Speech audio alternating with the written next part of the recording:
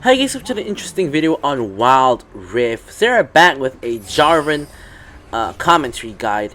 And as you guys can see, we have the Kai'Sa spawn tag still active because Kai'Sa did win the event, or I should say the Lagoon Dragon did win the event. But anyways, as usual, we're going to do our normal jungle so-called trick of warding the buff we're not starting on, and we're going to recall for a sweeper and hit over to the opposite buff. So, haven't had some content in quite a long time because honestly I haven't had a lot of interesting gameplays, but this one is going to be really interesting. As you guys can see from the title, we're going to have a 10k gold deficit and we're going to get stomped on in the entire like early to mid game, and it only starts turning around in the late game, so you guys will see that a bit later.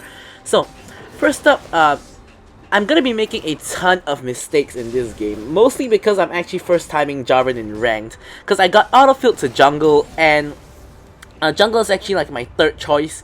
My second choice is like mid, and my third choice is jungle. So I'm actually first timing Jarvan in jungle. As you guys know, all characters are free to play in November because of the Arcane launch. And because of that, you can basically pick any character you want in ranked. Now I will say that although I'm first timing Jarvan in ranked, which I do not condone first timing champions in ranked, I do know how to play Jarvan in concept, and I have, of course, tested every character in the practice mode. When I say first time, technically it's not first time, it's like maybe like second or third time, but the last time I played him was like maybe more than a year ago, or not more than a year ago, like almost a year ago I should say. So regardless, we're going for the tree camp clear, blue into raptors into red, and then of course we're going for the skull. Now this is where the plan goes awry, because as you guys can see, Master Yi is actually on the skull. I try to knock him up. It turns out he has a way healthier clear than me, so I start realizing I'm not going to be winning this fight, so I start running away, running to the raptor, but he has already flashed, so therefore I run to the pit wall so I can flash over the pit wall. So not really the best start for me. I wanted to start recalling, but I realized that the Fizz actually rotated down, and therefore I can actually just go directly top and secure the top side skull before recalling, because as you guys can see, Master Yi is clearly in my bottom side jungle. So quickly I'm going to rush the skull and quickly secure it so I get at least one of the two skulls, because if I recall there, I would have lost the other skull as well. So anyways, we're gonna just clear out our blue side before recalling, get ourselves level 5, and then we can get back on the map with that ultimate. So now generally I picked Jarvan in this match just because the enemy team has pretty low mobility. Master Yi can't get out of my ultimate. Malphite can't get out of my ultimate unless he chooses to out, which will be a good trade. Ahri cannot get out of my ultimate unless she uses her own ultimate. Of course, any one of these people can just flash out. So Ahri can't get out of the ultimate unless she outs out herself, which is also not the worst scenario. Akshan can't get out of the ultimate at all. And for Riven to actually get out, she has to cast her third cast of her Broken Wing. So nobody here can really get out of Jarvan ultimate easily, which is mainly why I picked Jarvan. So I want to be focusing more on ganking the bot lane because they're less mobile, and they most likely will have to flash out of my ultimate. So here I'm pinging that I'm going for bot because they're really pushed up. Here for some reason my bot lane decides to just clear the wave instead of coming to help with the gank. If not, at least one of these two would be an absolutely free kill. I boxed them in the wall. Vayne could just condemn any one of them. It's a guaranteed stun and a completely free kill. So basically, I wasted my ultimate there, and I kind of botched the gank. Technically, I made the right decision there, but the moment I saw that my bot lane was not coming, I should have just not ulted, and I should have just, basically retreated. But I was, I'm not a jungle main, so I was just focused on the gank. I was like, this is a great gank, I'm just gonna come gank bot. But clearly that was not gonna happen, and that was not the play because my bot lane didn't follow up. So yeah, so that was technically it's a mistake on the bot lane, but it is also my mistake because seeing as the bot lane is not gonna follow up, I should not have gone in 1v2. So regardless, here the dragon in Rift Herald has actually spawned. Irelia has vision of the Rift Herald, so we know they're not doing that. And they're instead actually going to be focusing more on the dragon. As you guys can see, Malphite is kind of around that area. Now the issue here is that I don't actually have any mana and I don't actually have my ultimate. So I do not actually want to contest the dragon at this very moment. Like if Master Yi started the dragon now, I don't actually want to contest it because I don't have my ult, which is a big tool, and I don't actually have mana to cast spells. So I basically would suicide for the Infernal Dragon, assuming I even get it. So the chances are not going to be that good, so I'm not going to go for it. But thankfully, they actually start off the dragon pretty late, which actually gives me the opportunity to recall, get my ultimate back up and get my health back up. Here, actually, this is pretty fun because I actually walk straight around the dragon pit and the whole enemy team just retreats. So we're actually gonna go and go onto the dragon now. Here, Malphite ults in for the engage. Master Yi ults in as well. Smites the dragon way too early, allowing me to easily smite to secure the dragon. Here, I ult to keep everybody in the pit, and I flash out. But unfortunately, I flashed out into the dragon pit, so really nowhere for me to go, so I'm just dead. Probably should have just saved my flash there. So yeah. But overall, the fight isn't really too bad. We got the dragon, and we've so far traded 2 kills for 3. So we technically got out of that trade positively, because three of them died, and we also managed to secure the Infernal Dragon, which is, of course, one of the better dragons when we get to the later stages of the game. So, not too valuable at this current moment. You can actually check out my dragon debate video as to why that is the case. Now here, what I was trying to do is I was just trying to clear out the vision for the Rift Herald, but since Vayne and Nami actually rotated for the Rift Herald, the Vayne actually starts it up, and I'm just gonna so-called continue what she started. Here I get a 4-man knockup, but unfortunately we're gonna be losing this fight. I managed to smite someone, I believe. I didn't get the kill, but I smited someone nearly for the kill, and basically my team, like 4 of us, just die. We trade 1 for 4, which is a really bad trade, and the enemy team gets the Herald as well. And you know, if you guys check out the Dragon debate video that I've already linked in the cards just now, the Herald, in my opinion, is way more valuable than the Dragon, including Infernal Dragon. So I do think that the Herald is more valuable than the dragon for the early stages of the game at least. But if we do manage to get to the late stages, our Infernal Dragon is really going to be putting in a lot of work. So here, I thought we could collapse with me and Irelia. I out them, but unfortunately they just simply have too much damage. This is really where I felt that, whoa, they are really far ahead. Like, me and Irelia should be able to actually like get at least a kill. Like, even if we die, we should at least be able to get a kill, but we get absolutely nothing, and not even really that close to killing anyone but the Malphite, who isn't really even a valuable member of the team. So really, this is where I realized that, oh man, we're not in good shape at all. We're in bad shape. So here, the Herald mid. The Herald is gonna get killed by Fizz, so no point for me rotating. I checked it out. Nah, I'm just gonna be farming my red buff. And yeah, so I'm not going to briefly discuss the Jarvan build. So Jarvan's first item basically will always be Black Cleaver, just because we want to get the armor shred for the rest of your team, especially if you have you know, physical damage dealers. In my case, it's Irelia and Vayne, so that will help them out a lot. And really, after that, you can really go. There are a lot of options for Jarvan. You can go Black Cleaver into full tank, like Sunfire Aegis and full tank items, which is a very viable build. Then you can also go for like a fighter kind of build. As I'm getting bonked by the Master Yi, I can't really escape here. I managed to just flash out right in the nick of time, and Nami heals me, allowing me to escape. So other than that, you can go for the build that I'm going for this match, which will be Black Cleaver straight into Guardian Angel. Now, Guardian Angel is a really good item for Jarvan, of course, as a second item, because the revive is really helpful. Because Jarvan, your body is your weapon. You're going to be flying into the entire enemy team and ulting them into the pit with you in the pit most of the time. So, majority of the time, the revive is going to get proc very often, because you're going to be so-called dying very often. So, Guardian Angel is a very good second item. Of course, you can go for other normal, like, fighter items, like Starrick's Gauge, you know, Death's Dance, items of these sorts. So, you can go for, like, a fighter build.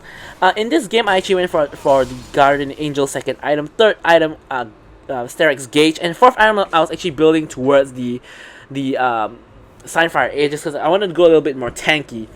Because I will be dying a lot in this game. Let's just say. I mean, I'm already 0-3-3, so it's already not really the best game for me. Now, the dragon spawns. I'm just gonna chip away at the crumbs and survey the situation. So, can't see me panning the map on the replay, but I was surveying the situation, deciding when I can go in and when I can't. Here, my goal is I was trying to lock down the Master Yi and kill him, but I eat the Ari Charm, and I really cannot do any follow-up. My team doesn't really follow up very much at all. And this is actually the main weakness of Jarvan. The main weakness of Jarvan is that he's not really going to be killing anybody on his own. So he has amazing engage with his EQ flag and drag combo. amazing lockdown with his ultimate, which literally creates a circle of terrain that is really hard to escape unless you are, of course, unless you have a dash or you want to flash out. Of course, as I said, this team doesn't really have a lot of ways to escape my ultimate, which is the main reason why I picked Jarvan. But his main weakness really is that he doesn't have damage. Like, unless you're obscenely far ahead, if you're even or you're behind, you're really not going to be doing any damage at all. And you really have to rely on your team to do the damage. As you can see, I full comboed and I ulted. It doesn't really even do half the health of anybody. Like, don't talk about killing them. It doesn't even do half their health. And of course, apart from your first auto attack, which will proc your passive, your auto attacks aren't really going to be doing too much damage as well, especially because you auto attack really slowly. So you really have to rely on your team to do something about the situation. Here I go in 1v4 and Anami gets a follow-up bubble, and here, as you guys can see, I'm completely relying on my team to clean up the fight. So majority of the time you're going to be going in, you're going to be dying, you're going to be proccing your GA, or you're going to, you know, in general, just you know, your body is the weapon, you're kind of the tank as well. Like you're gonna fly in, everybody is gonna focus you, so you're likely going to die, or you're gonna pretty much be out of the fight. If you're not dead, you're on like 1 HP, so you're pretty much gonna be out of the fight. So your main contribution to team fights is just your engage and your ultimate, and then you're gone, basically. So that's basically the role of Jarvan. So if you're playing Jarvan, don't be scared to, you know, have too much deaths. Like, compared to a lot of other junglers, you should expect junglers like Jarvan or like Vi to be dying a lot more. Vi maybe a little bit less, but really Jarvan, you will be expecting to die a lot of times. Here I thought I could catch out the Riven, but the Riven's shield is just too obscene. Like the E, she eat like twice, and I literally cannot kill her. Instead, Akshan collapses on me for the kill. So kind of my bad there. I kind of knew that my chances of killing Riven were not the highest, but I felt that I could do it. Not really the case, unfortunately. So, you know, another unnecessary death by me. I'm 0, 6, and 6 now. At least I have 1 assist for every death, I guess. So building towards my Guardian Angel, of course. And obviously we pick up the armor boots because the enemy team is predominantly physical damage apart from the Ahri. So yeah, things are not looking the best for us. At this point in time, the enemy team has a like 6k plus goal lead on my team, and of course, as you guys know from the title, it's eventually gonna lead to a 10k goal difference between the teams, but somehow we still made it work out, you know, eventually. So here, I'm just gonna, of course, take the red buff.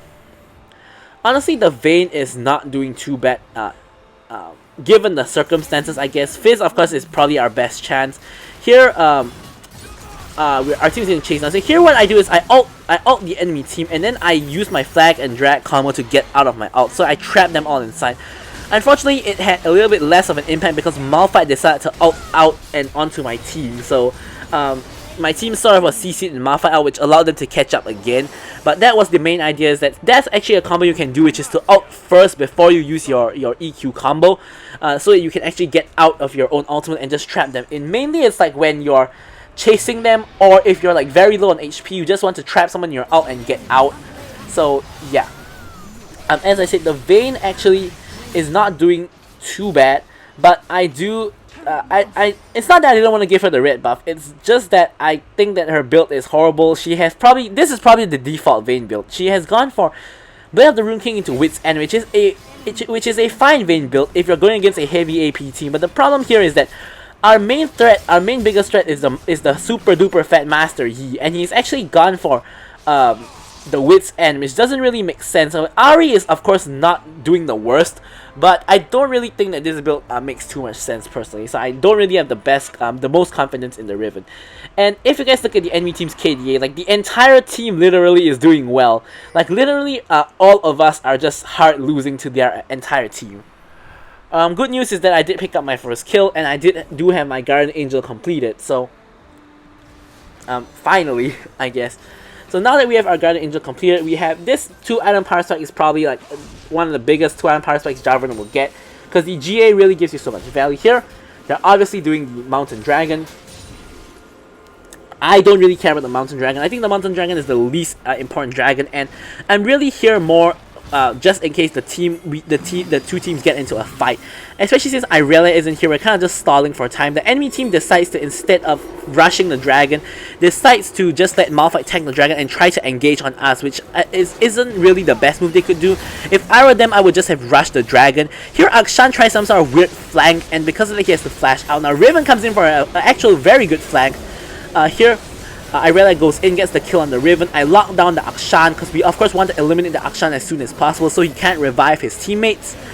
He goes into GA and so do I. Fizz manages to ult and kill the Master Yi, which is of course the most valuable member of the team. We chase down the Akshan and we actually managed to ace the enemy team 5-0. So our whole team is still left alive and we actually managed to kill off the entire enemy team somehow in a miracle sort of fight. So kind of the enemy team really messed up that fight, but at the same time my team played it really well. I got the good lockdown on the Akshan, Irelia got the nice ult onto the Riven, Nami stayed alive to just buff everybody, and Vayne of course was just playing backline and just hitting whoever she can, and Fizz got the very important assassination on the Master Yi, who is our main priority target. This allows my team to actually pick up the Baron, and this actually makes the situation a whole lot better for my team. The goal deficit is now only at 5k, and we actually still have all our inhibitors up. So with the Baron buff, we should be able to actually push out some of our lanes and make the lane states a lot better for my team. So Irelia decides she wants to split push by herself.